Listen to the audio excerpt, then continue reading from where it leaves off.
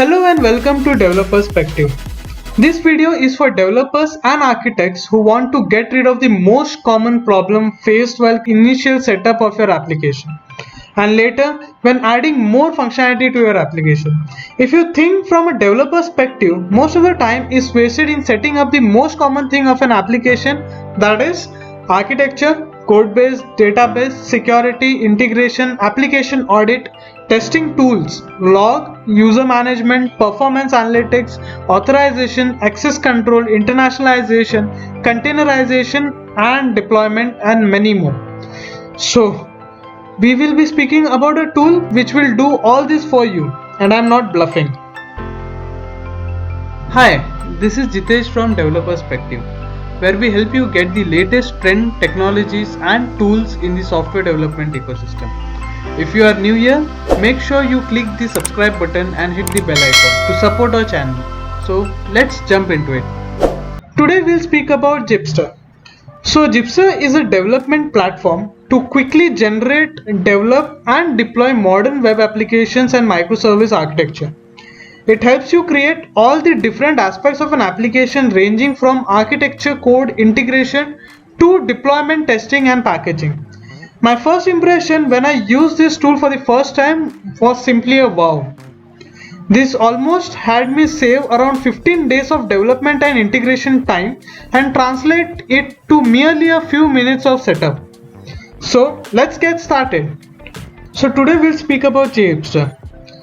We'll start with installation of Gipster, then we'll check how easy it is to use Gipster, followed by the code structure which it creates once the installation and setup has been done, followed by what are the different features that has been covered by Gipster, and then we'll review and rate all the different features of Gipster altogether. So let's start with the installation of Gipster. First you need to go to gipster.tech. There at the left section you will find something called as setting up your environment. Just click on that. From that you need to select installing Gipster. Here if you read through the documentation you will find 4 different ways of setting up the Gipster. The first way is to use the Gipster online. The second and the most commonly used installation guide is the local installation with npm. The third is by using an alternative of npm, that is Yarn. And the fourth is by using Docker installation. So that's for advanced users only, but you can still go through that. In the future sections we will be going through Docker installation of Gipster as well, so you can just find how do we do that later in the video. Gipster Online is a tool for all the new developers who are planning to use Gipster. Here if you just click on this, it will open up something called as start.gipster.tech. Here first you need to register and then you will be able to use Gipster here instead of having that in your local systems. But as per the documentation, it is not the full experience of Gipster. There are some things which are still missing in Gipster, and they are working on that. So if you want a full experience of using Gipster, it's better to use local installation with npm. So we'll start the installation using the npm command. npm stands to Node Package Manager. So first of all, you would need to have Java running on your system. The second thing you may need is the Node.js, which you can download from the link provided here. The third thing you need to do is run this command, that is npm install -g generator Gipster. Okay, so just copy this command here, go to your terminal, mine it is a command prompt, and just paste the command here. Okay, so I'll just paste it here and enter. So now the Gipster has been installed. So that's how you install Gipster. Once you are done with the installation, go to a folder where you need to create your application and create a new folder with the name of the application which you want to create. For example, I am creating a React web application. So the folder name, my application name is React Web Application. So I'll just create a folder called as React Web Application, and from there I will open the command prompt, and then we will type jhipster. So this is the command to start with your application building using jhipster. So first you need to specify which type of application you want to create. So I'll be using monolithic application type because that has the front end as well as the back end code. Then it will ask you if you want a reactive Spring Web Flux. I don't need that now. What is the base name of the application? So I'll just name this as React Web Application. There should be no special character in between the name of the application. What is the base package? So I'll just name it as com.testapplication.jhipster. Okay. Do you want to use the jhipster register to configure, monitor and scale your application? I will go for yes. What is the database type you want to use? So I'll be using MongoDB for this application. Do you want to use the Spring Cache abstraction? I'll go with the default one, that's the EHCache implementation. So I'll just go for that. What is the building tool which you need to use for the backend? I'll be using Gradle. Which other technology do you want to use? So you can have different type of technologies. For example, you can use Kafka for asynchronous messaging. You can have an API first development using Open API Generator. I will just go for a search engine with Elasticsearch. Okay. Which is the framework which you want to use for the client? So I'll be using React for this application. Then it will ask for the boot swatch theme they want to use. I'll go with something new. I will just go with Darkly. Okay. Just let's see how it looks. Choose a bootstrap variant. Okay, for the navbar theme. Okay, so I'll just go for light. Okay. Do you want to enable internationalization support on your application? Yes, I'll just go for that. Native language for the application, it will be English. The second language we will choose is Hindi. How will we use the JUnit and test cases, which is the framework which we will be using for this application? I'll just go with Protractor. Do you want to install the generator for the jhipster marketplace? No. So now the installation is started. So it will automatically create a Git repository for your application along with all the files related to the application. It's almost done. Now it's doing an npm install to install all the dependencies required for the React application to start. Hooray! The Jhipster has created the application successfully. Now you can run your Spring Boot application using Gradle W in a command line, which is where we are now. And you can use npm start. So this will start the React application in the development mode. Okay, so that the auto reload and everything works there. Okay, so now we'll just start the web application using Gradle W.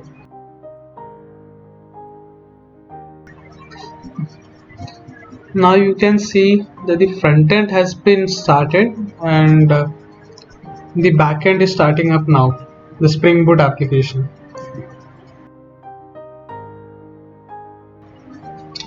Okay, cool. So now the application is up on localhost 8080. So what I'll do is I'll just copy this and go to the browser and open it here. You can see the name of my application, React Web Application, and cool, I'm able to access my application. So if you see, this is the default page which has been created for me. It has the sign in and all the other registration details, and you can see the passwords as well. There is default administration password and a user password. So we'll just try to log in as admin. So I'll just copy this and sign in from here, admin, and admin. Okay, I'll just sign in. Cool.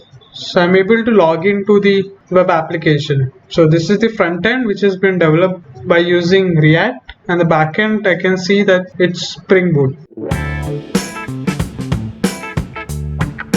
So if you see, this code is all created, all the structure application code are already created. If you see, there is build.gradle, that's specific to your Gradle. You will also find package.json which is related to React. You will find other configurations as well. So all the base code are present in src, and inside src there is main, and in main you will find an web app. So this has all the React specific code base. So all the code which is specific to React, you will find it here. And for Java you will find it inside this package. So you will find com test app and japes. So that's the package name which we have created. And if you see, you have all the configuration code and everything specific to Spring Boot. You can just check it out, and if you can see that all this code has been auto generated by Japester. You can also check the configuration. You have the auditing stuffs present here. You will have the database configuration, logging configuration, security configuration, everything present here. So it's not like we don't have any exposure to what are the different changes. These are the things which you can later on update.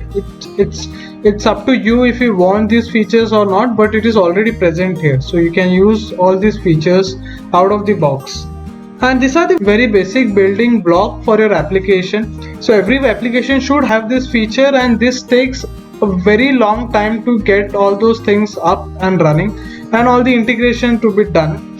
So this creates a very good base on which you can create your entire application. So that's it. This is the entire packaging of your application. You can also see Docker specific files as well here, which we will later see how this all works together through the Docker Compose. Now let's see what are the different features which are available out of the box from Jitsi. So as you can see, I just created the application, and the entire setup is already done for me. So what are the different features I have along with the login feature? So if you just go to this administration section, so you'll find this list of things which you can access. The first thing is the user management. You just click on user management, and this will get you all the list of users which are using this application. So these are different users which are created for this application. You can activate, deactivate these users, you can edit, delete all this user, and also you can create new users from this console. The second thing is the matrix. So this is the matrix of your JVM. So this has all the memory utilization, the thread utilization, the uptime, the processing, CPU usage. You will have all the garbage collection details present here from your JVM. You will have the HTTP request matrix as well here, the count, how many requests were there, and what are the different type of request codes which were being called through the application. So you have endpoint specific matrix as well, which will have all the counts, the means and everything specific to your endpoint. You have the eCast statistics as well. So these are the different statistics which you can have here. You have the health of your different services, like you have the disk space health, you have the MongoDB health. You can also check which is the version of MongoDB you are using. You have an ability to check the configuration. So if you can see, you will have all the different configurations which are specific to Spring Boot, which is specific to Java. The different ports which are enabled here, you can check all that here. Instead of going through the application and checking out the different configuration, you can just come here and check what are the configurations used by this application. So if you update anything from your code, it will reflect here. You have an audit section where you will be able to see the different audit logs of the usage of your application, like the login, update, create, and all those things will be shown here. So you have a different section for checking out all the audit which happens throughout your application, all the activities which happens throughout your application, that you can see from this console. You will be able to change the logging functionality. So if you want your logs to be more precise, or if you want your log to be more robust or more brief, then you can change your logging setting from here as well. So I can do the root logging as info, so this will all update the logging to be info level. Okay, so you can do all those changes from here itself. You don't have to go to your code and do all these logging changes. Okay, so you can just come here and update the logging levels from here. And the best part about this is this creates a Swagger documentation through your Spring Boot application. So this is your Spring Boot, all the endpoints documentations have been created automatically by using Swagger. So if you see all the endpoints, what are the different endpoints, and these endpoints are all created by default when you create your Gipster application. So that said, out of the box there are a lot of features which you can use. You have all these different metrics, all these different health checks, audits, logs, configurations, API management, documentation, user management. You also have settings which you can use. So this is like you can change your admin settings, like your email ID, language, and all those stuffs you can update from here.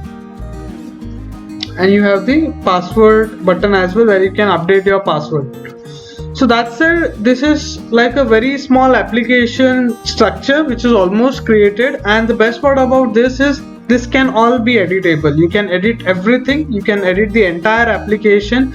You can add some features, you can remove some features, but this is the base through which you can create your application. You can have a lot of things added here. So these entities are like your pojos, or the entity are like models on which you will create your application. You can have like multiple models which you can create, and you can have a CRUD operation on those models, and everything will be created automatically here. So in the next sections we'll be seeing how to create custom models and how to create entities for that models, and you will find it very easy, and you will find it that how easy it is to create entities in your application using JHipster. Now let's try to create application entities using JHipster. So how do you do that? JHipster has its own domain language that's called a JHipster domain language, JDL. So this helps you create custom entities. This actually helps you create the entire application setup using a JSON file which has the instructions. So this is a domain specific language developed by JHipster. So now how do you do that? So for that you need to go to get started. Here you will find all the details on how to create your JHipster file and how to create your JDL file. JDL stands for JHipster domain language file. So you can either create a file with an extension of .jh or with an extension of .jdl.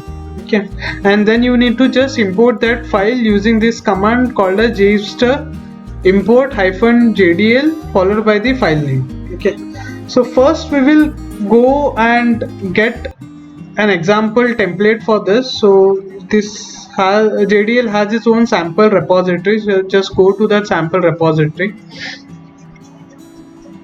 Here you will find a file with the name of library.jh. So I'll be creating a library management system using JDL.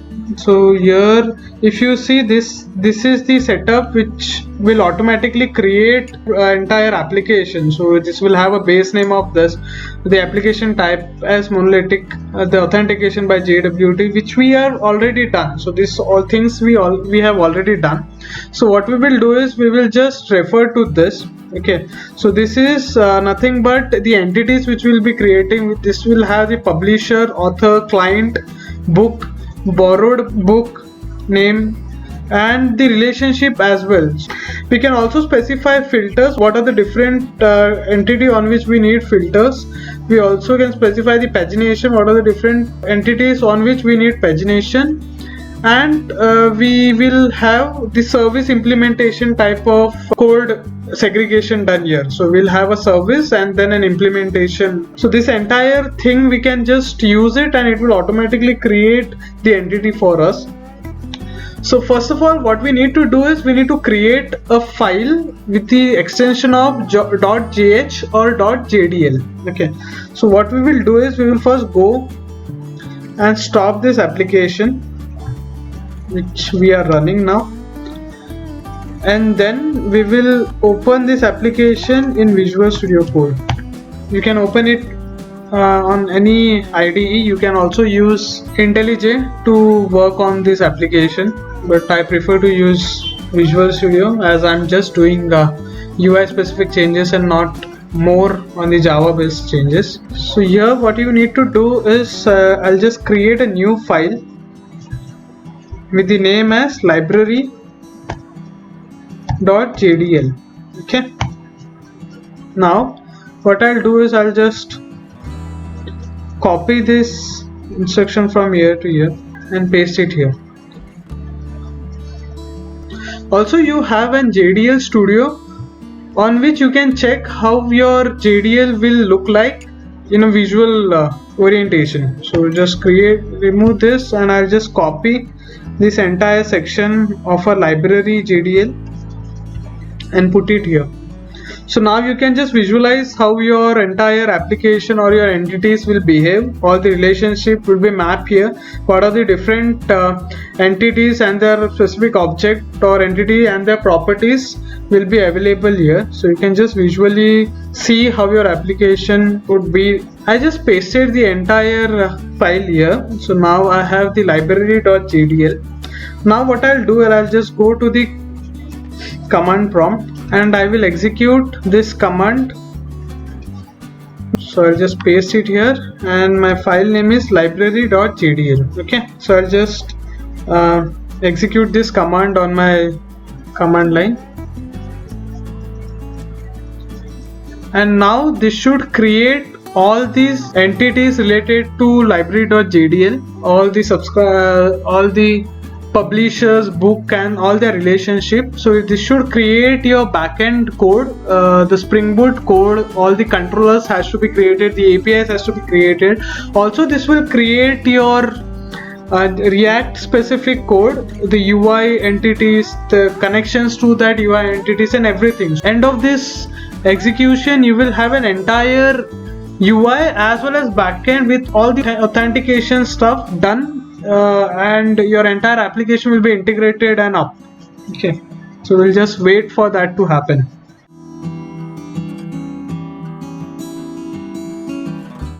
So this is creating all the files required by the application to accommodate these new changes or new entities.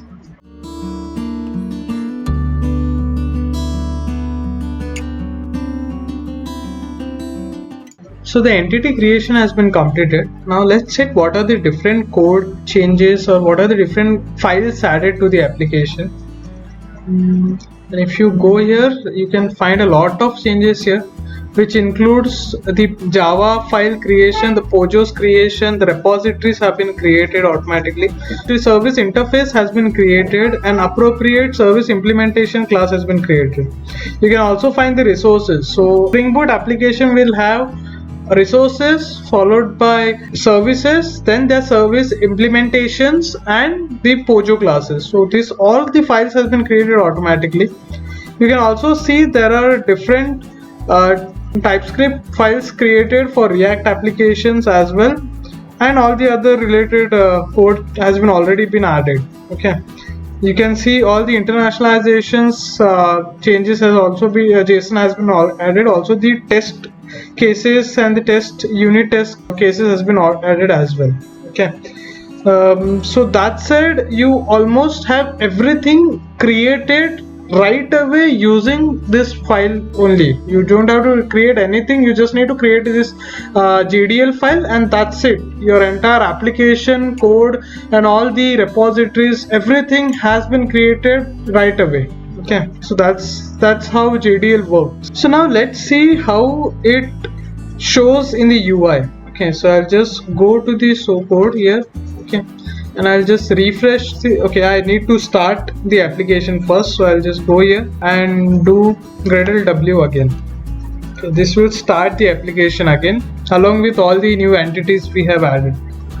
Now let's refresh the application and see if our changes has been reflected here.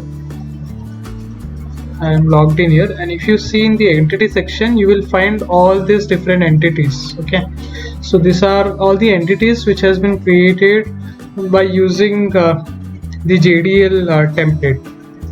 So now I'll just create on this, and there will be no data. I'll just create one entry for testing, and I'll just name it as perspective. Okay, so this is the publisher. I'll just save it here,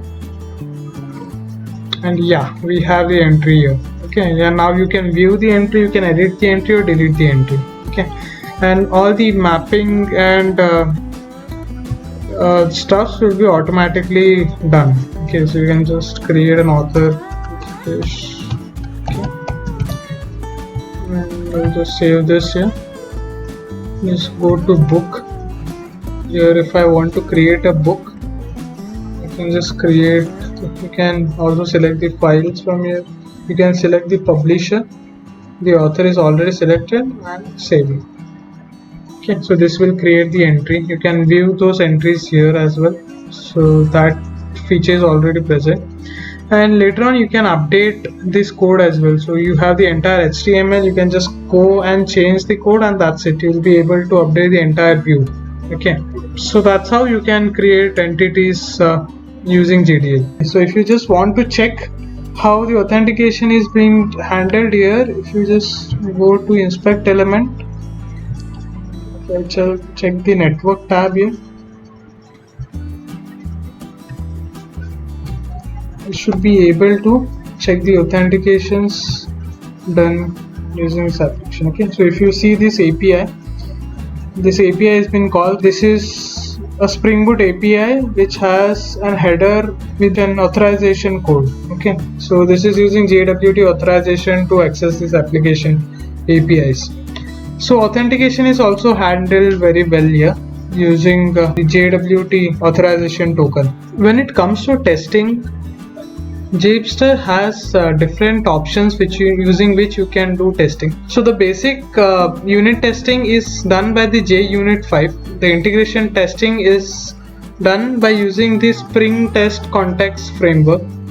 The UI testing is done by Jest, and the architectural testing can be done by ArcUnit. Okay, you can optionally have a performance testing using Gatling, a behavioral driven testing using Cucumber, and if you are working with Angular, React and Vue, you can do an integration testing using Protractor. Okay, so if you want to test out your application, you can just do an npm test. So that will run a unit testing of your entire application. So that will help you determine the health of your application. So just go to a terminal and do an npm test here. This will do the unit testing of your entire application. It includes the JS, TS and JSX of your front-end application. So this has some test suites which is executing, and it's checking the. This is the result which you get once the entire JUnit test case has been executed, and you can see different statistics on the basis of different file, the code coverage and everything, so that you can just test out using npm test. That's how simple it is to test using JUnit and Japster. For Docker installation, you need to go to this section of setting up your environment. There you will find Docker Compose. So open that link, and here you will find a link to building and Docker image of your application. Okay, just click on that. This will redirect to this section of the page. So here what you need to do is you need to execute this command on command line. So this is a Gradle executor. Okay, so I'll just copy this command and go to my command line and enter it here. So this will build an image from my application.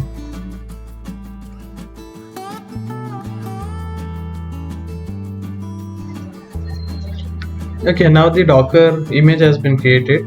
The next thing we need to do is start the Docker Compose. So here you will find one more command which is for Docker Compose up. So just copy that command from here. That will execute a YML file which is located in src main docker. So you just need to execute this app.yml. Paste it here and execute.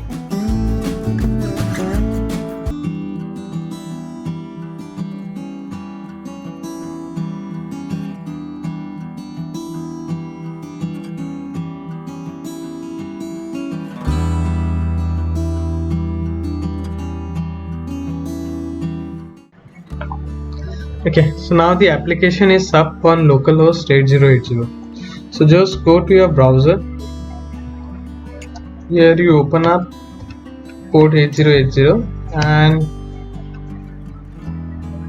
here we go. Our application is up on localhost 8080. So this is all running on your Docker Compose, all running on the Docker containers, and you can just go ahead and log in and check if everything is working for you. And yeah, I was able to log in. So this is how you set up Docker on your application using Japester. Okay. Let's start with the review and rating. So first we'll go for installation. As you can already see, installation of Japester is very straightforward. We just need to use npm and we'll be able to install Japester on your system and you can just start right away. So we'll rate that at 10 out of 10 for installation.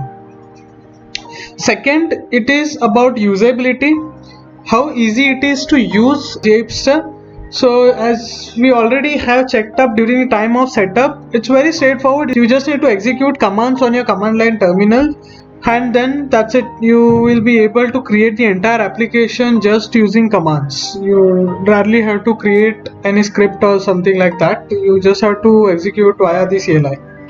So the usability is quite straightforward.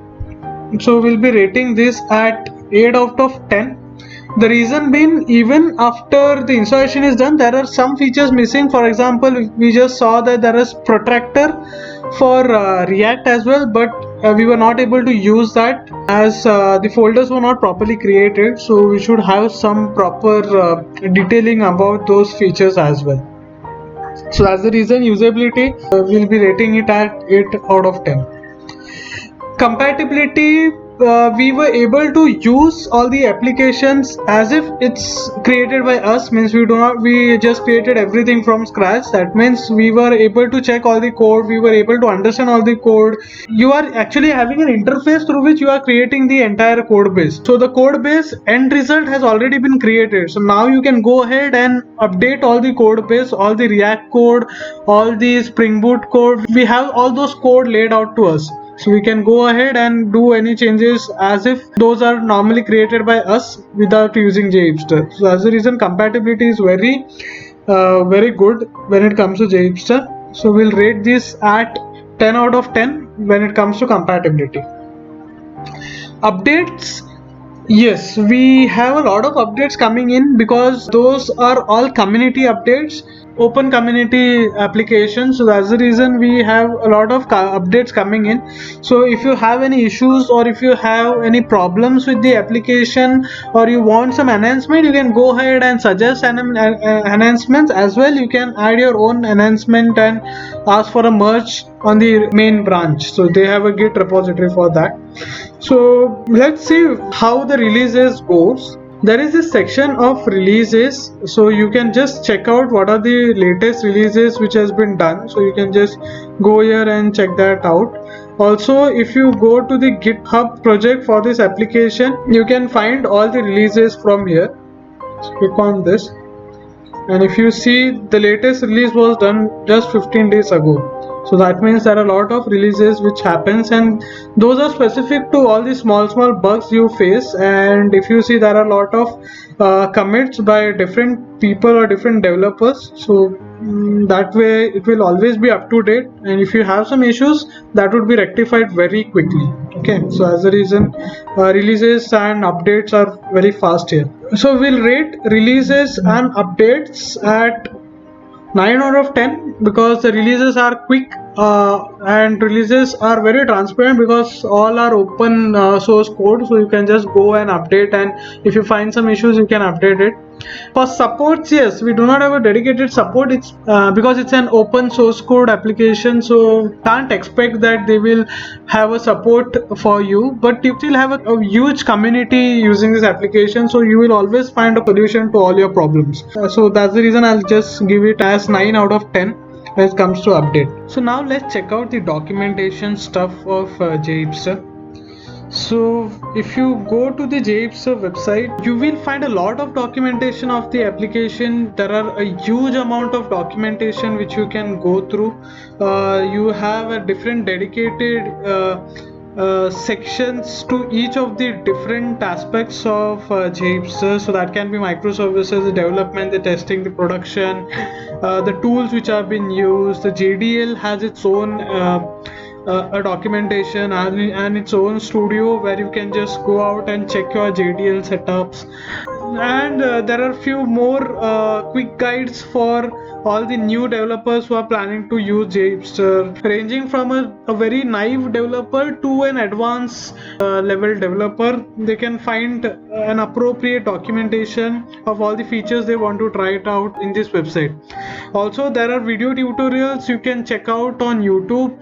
So documentation is never a problem with JHipster. Okay, so you can always find some details about JHipster, some issue and resolution of JHipsters on Stack Overflow as well. So documentation is top notch when it comes to JHipster. So we'll be rating documentation at 9 out of 10 when it comes to JHipster because there are still stuff missing. There is always some things which lag when it comes to documentation. When it comes to pricing, I should not be telling anything about that because it's all free. It's an open source. You already know that open source are always free. Okay, so as a reason you can use it right away. You do not have to sign up, you do not have to register, you do not have to do anything. You just need to download or do an npm install. That's it, you are good to go. Okay, so pricing is 10 out of 10 because you are using it free.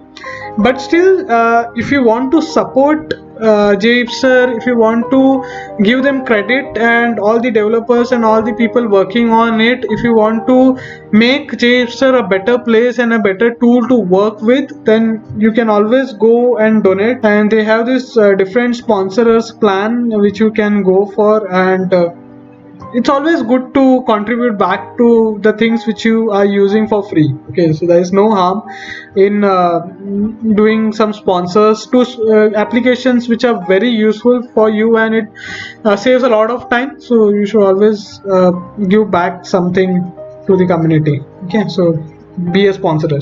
So that's it with JHipster. Hope this matrix helps you understand how good JHipster is and how well you can integrate with your entire application structure, and it can reduce your development time from 15 days to just mere few minutes. So you should go for it. Just give it a try. If you have a new application you are trying to build, just give it a try using JHipster. You will find it very useful. Thank you for watching the video. Please hit the like button if you found my video useful and informative. Also subscribe to my channel and click the bell icon to get the latest trend in software development technologies, tools and libraries. And we will have a developer perspective on it.